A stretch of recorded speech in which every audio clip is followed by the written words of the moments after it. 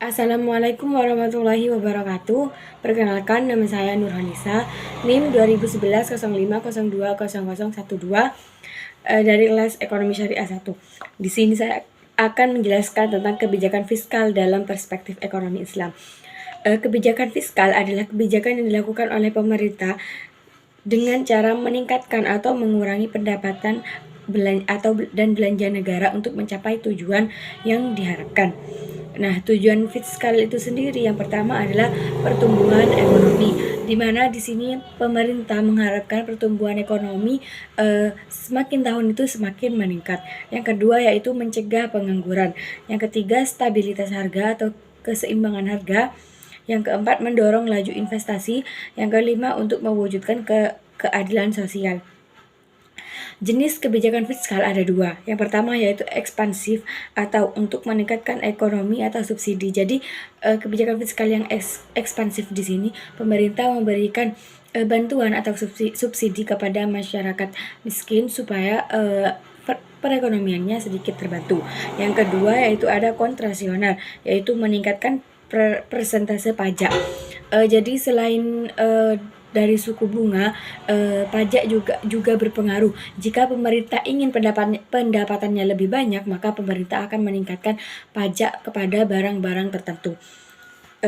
Komponen kebijakan fiskal. Yang pertama yaitu ada kebijakan perpajakan, ada kebijakan pengeluaran, ada kebijakan investasi dan disinvestasi, ada pengelolaan utang atau surplus. Instrumen kebijakan fiskal yaitu anggaran belanja seimbang, pembiayaan fungsional, anggaran defisit atau kebijakan fiskal ekspansif. Fungsi dari kebijakan fiskal itu sendiri yaitu mengoptimalkan penggunaan sumber daya alam dan juga sumber daya manusia, mengoptimalkan kegiatan investasi, alokasi, distribusi, stabilisasi, dan pembangunan. Ciri-ciri kebijakan fiskal menurut ekonomi Islam. Yang pertama yaitu pengeluaran negara dilakukan sesuai pendapatan sehingga jarang terjadi defisit anggaran. Artinya di sini jika memang pendapatan itu tidak terlalu banyak dari negara, maka belanja negara juga harus sedikit diimbangi dengan pendapatan yang didapatkan oleh negara tersebut.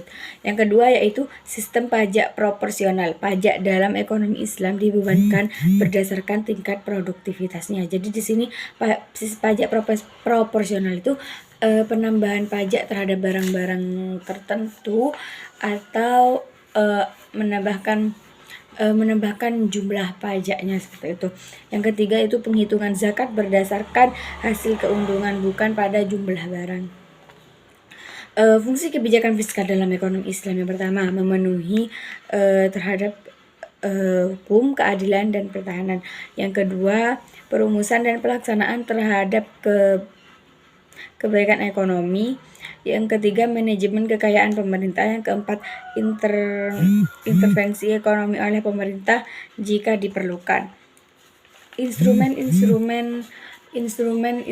kebijakan fiskal dalam ekonomi Islam yang pertama ada zakat, ada haraj, ada fai.